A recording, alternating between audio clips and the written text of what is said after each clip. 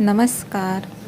मी आणलेले आहेत पापलेट आणि इथे मी आलं लसूण पेस्ट, त्यामध्ये कोथिंबीर, लाल तिखट, हळद असं पापलेटला लावून ठेवते आणि त्यामध्ये मीठ टाकून ठेवलं. इकडे रवा आणि तांदळाचं पीठ, त्यामध्ये थोडंसं लाल तिखट टाकून मिक्स करून घेतलं आणि यामध्ये ओल्या नारळाचं वाटण आणि लिंबू पिळून घेतलं आणि एकसारखं करून घ्यायचं आहे.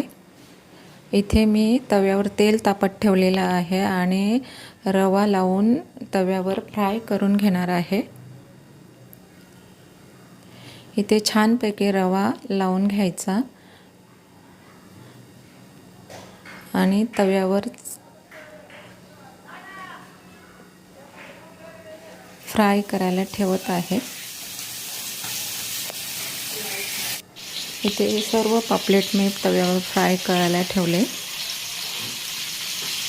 हे बघू शकता तुम्ही, सर्व पापलेट अगदी फ्राय करून छानपैकी फ्राय होत आहेत.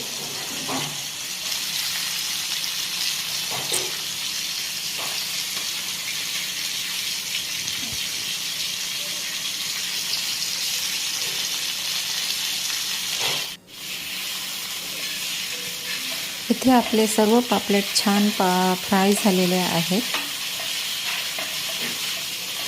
पलटी करून घेत आहे आणि आपले पापलेट तयार झालेले आहेत. इथे मी भरपूर अशी कोथिंबीर सोडत आहे आणि पुन्हा एकदा मी दुसरे मांदेली पण आणलेले, मांदेली मॅरिनेशन करून ठेवलेले आहेत. तर मांदेल्यामध्ये सुद्धा मी आलं लसूण पेस्ट, लिंबू, लाल तिखट,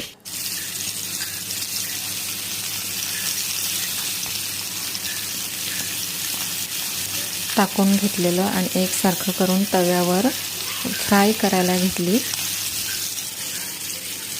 जवळजवळ अर्धा किलो मांदेले आणलेले.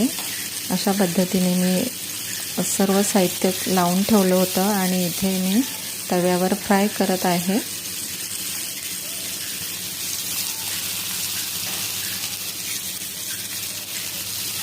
छान अशी टेस्टी मांदेली बघू शकता तुम्ही, अशी ताजी ताजी अगदी पूर्ण तवा भरून अशी मांदेली मी फ्राय करायला ठेवलेली आहे.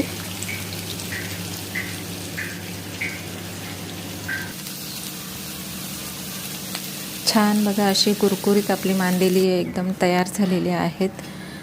तुम्ही बघू शकता.